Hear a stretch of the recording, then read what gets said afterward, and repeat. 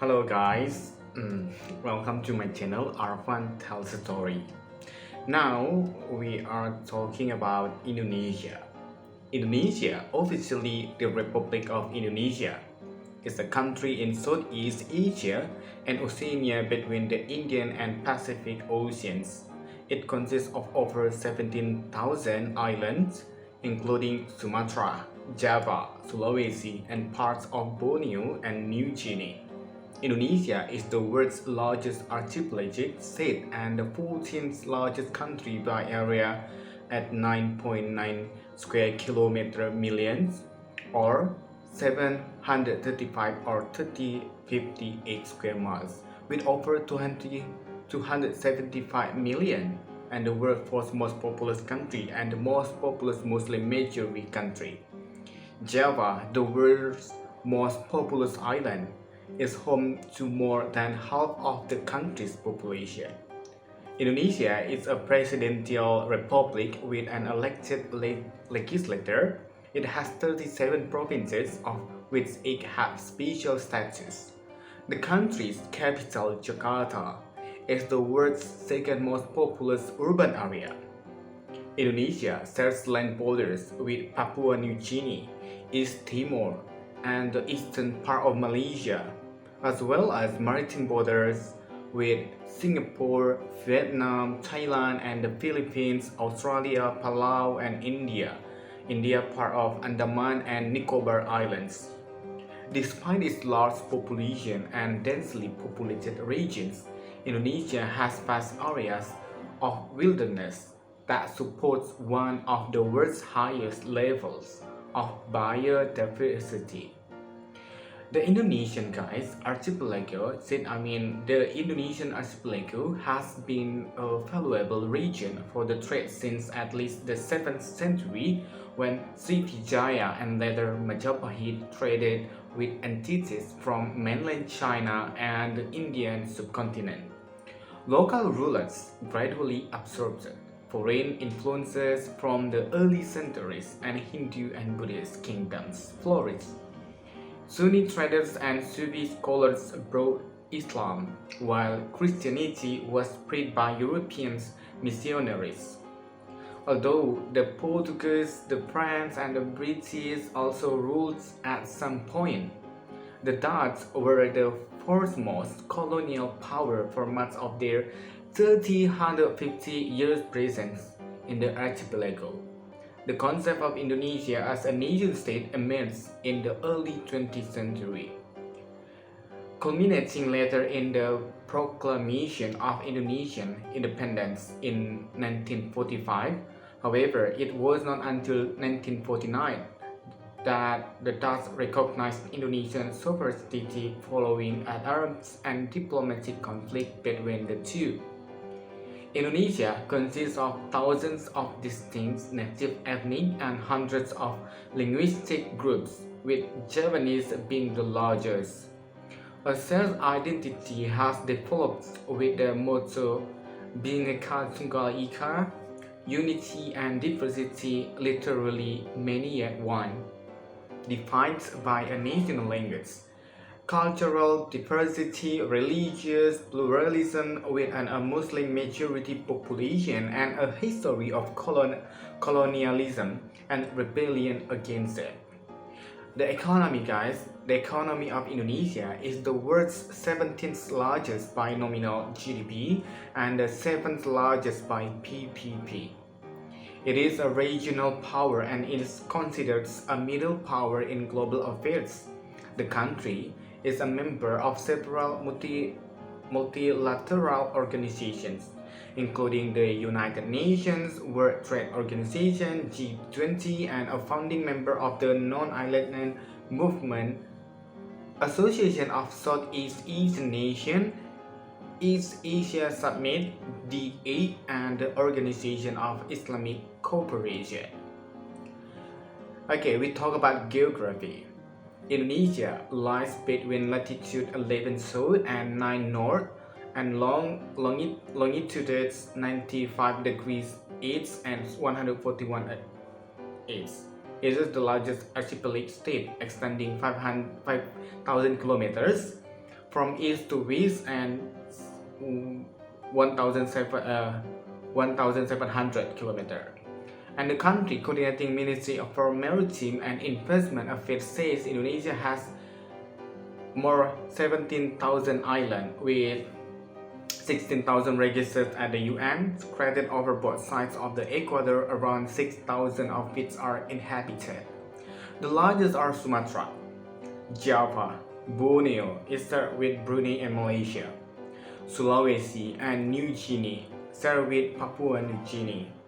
Indonesia shares land borders with Malaysia on Borneo and Sebatik, Papua New Guinea and the island of New Guinea, and East Timor on the island of Timor, and maritime borders with Singapore, Malaysia, Vietnam, the Philippines, Palau, and Australia.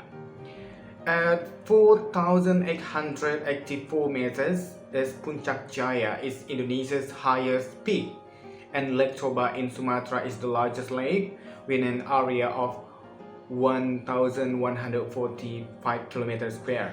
Indonesia's largest rivers are in Kalimantan and New Guinea and include Kapuas, Barito, Mamberamo, Sepik, and Mahakam.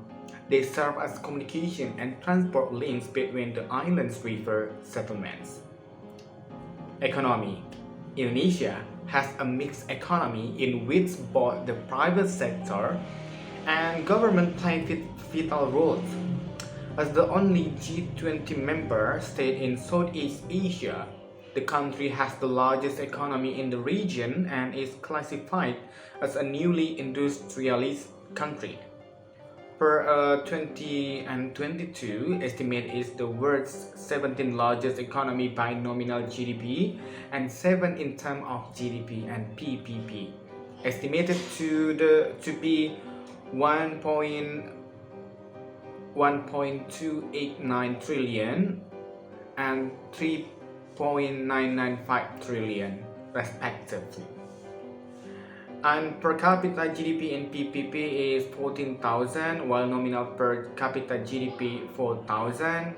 Heat debt ratio to GDP is 29.2%. The services are the economy's largest sectors and account for 43.4% of GDP, followed by industry 39.7% and agriculture 12.8%. Since 2009, it has employed more people than other sectors, accounting for 47.77% and labor force, followed by agriculture 30.2% and industry 21.9%. Over time, the structure of the economy has changed considerably. Historically, it has been weighted heavily towards agriculture, reflecting both its stakes of economic development and government policies in the 1950s and 1960s to promote agricultural self-sufficiency. A gradual process of industrialization and urbanization began in the late 1990s and accelerated in the 1980s. As falling oil prices saw the government focus on diversifying away from oil export and toward manufactured exports. This development continued throughout the 1980s and into the next decade despite the 1990 oil price shocks, during which the GDP rose at an average rate of 7.1%. As a result, guys, the official poverty rate fell from 60% to 50%. Trade barriers reduction from the medium 1980s made the economy more globally integrated. The growth ended with the 1997 Asian financial crisis that severely impacted the economy, including a 13.1% real GDP contraction in 1998 and a 78% inflation. The economy reached its low point in mid-1999 with only 0.8% GDP. Relatively steady inflation and an increase in GDP deflator and the consumer price index have contributed to strong economic growth in recent years. From 2007 to 2019, annual growth has accelerated to between 4% and 6% as a result of improvement in the banking sector and domestic consumption, helping Indonesia weather the 2008 and 2009 Great Recession and regain in 2011 the investment grade rating it has lost in 1997 as a 2019 9.41% of the population lives below the poverty line, and the official open unemployment rate was 5.28%. However, in late 2020, Indonesia fell into its first recession in 22 years due to the effects of the global COVID-19 pandemic. Indonesia has abundant natural resources like oil and natural gas, coal, tin, copper, gold, and nickel, while agriculture produces rice, palm oil, tea, coffee, cacao, medicinal plants, spices, and rubber. These commodities make up a large portion of the country's exports, with palm oil and coal briquettes as the leading export commodities. In addition, guys, to refined and crude petroleum as the primary imports, telephones, vehicle parts, and ware cover the majority of additional imports. China, the United States, Japan, Singapore, India, Malaysia, South Korea, and Thailand are Indonesian principal export markets and import partners. Ethnic groups and languages. Indonesia is an ethnically diverse country with around 1,300 distinct native ethnic groups. Wow, it's a lot. Most Indonesians are descended from Austronesian peoples whose language had origins in Proto-Austronesian, which possibly originated in what is now Taiwan. Another major grouping is the Melanesians who inhabit Eastern Islands, the Maluku Islands, Western New Guinea, as well as the eastern part of the Lesser Sunda Islands. The Japanese are the largest ethnic groups, constituting 40.2% of the population, and are politically dominant. They are predominantly located in the central to eastern part of Java and also sizable numbers in most provinces. The Sundanese are the next largest group, 15.4%, followed by Batak, Maduris, Betawi, Minangkabau, Buginese, and Malay people.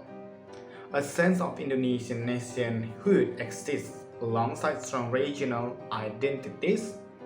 The country's official language is Indonesian, of course, a variant of Malay based on its prestige dialect, which had been the archipelago's lingua franca for centuries. It was promoted by nationalists in the 1920s and achieved official status in 1945 under the name Bahasa Indonesia. As a result of centuries-long contact with other languages, it is rich in local and foreign influences. Nearly every Indonesian speaks the language due to its widespread use in education, academies, communications, business, politics, and mass media. Most Indonesians also speak at least one of more than 700 local languages, often as their first language. Most belong to the Austronesian language family, while over 270 Papuan languages are spoken in eastern Indonesia. Of these, Japanese is the most widely spoken and has co-official status in the special region of Yogyakarta. In 1930, Dutch and other Europeans, Eurasians, and derivative people like the Indos numbered 240,000 people, or 0.4% of the total population. Historically, they constituted only a tiny fraction of the native population and remain so today. Also, the Dutch language never had a substantial number of speakers of official status despite the Dutch presence for almost 350 years. The small minorities that can speak it or Dutch-based Creole languages. Fluently are the aforementioned ethnic groups and descendants of Dutch colonizers. This reflected the Dutch colonial empire's primary purpose, which was commercial exchange as opposed to sovereignty over homogeneous land masses. Today, there is some degree of fluency by either educated members of the oldest generation or legal professionals. A specific law codes are still only available in Dutch. Education and health. Education is compulsory for 12 years. Parents can choose between state-run, non-sectarian schools or private or semi-private religious, usually Islamic, schools, supervised by the ministers of the education and religion, respectively. Private international schools that do not follow the national curriculum are also available. The enrollment rate is 93% for primary education, 79% for secondary education, and 36% for tertiary education. The literacy rate is 69%, and the government spends about 3.6% of GDP on education. In 2018, there were 470 higher educational institutions in Indonesia, with most of them 74% being located in Sumatra and Java. According to the QS World University Rankings, Indonesia top universities are the University of Indonesia, Gadjah Mada University, and the Bandung Institute of Technology. Government expenditure on healthcare is about 3.3% of GDP in 2016. As part of an attempt to achieve universal healthcare, the government launched the National Health Insurance. They call it Jaminan Kesehatan Nasional. Includes coverage for a range of services from the public and also private firms that have opted to join the same, despite remarkable improvements in recent decades such as a rising life expectancy from 62.3 years in 1990 to 71.7 years in 2019. And then for including maternal and child health, low air quality, malnutrition, high rate of smoking, and infectious diseases. Next, these parties and elections. Since 1999, Indonesia has had a multi-party system in all legislative elections. Since the fall of the new order, no political party has managed to win an overall majority of seats. The Indonesia Democratic Party of Struggle, which secured the most votes in 2019 elections, is the party of the incumbent president Joko Widodo. Other notable parties include the Party of the Functional Groups, the Great Indonesian Movement Party, and the Democratic Party, and the Prosperous Justice Party. The first general election was held in 1995 to elect members of the DPR and the Constitutional Assembly. The most recent elections in 2019 resulted in 9 political parties in the DPR with a parliamentary threshold of 4% of the national vote. At the national level, Indonesians did not elect a president until 2004. Since then, the president is elected for a 5-year term. As are the party alliance member of the DPR and the non-partisan DPD. Beginning with the 2015 local elections for governors and mayors have occurred on the same date.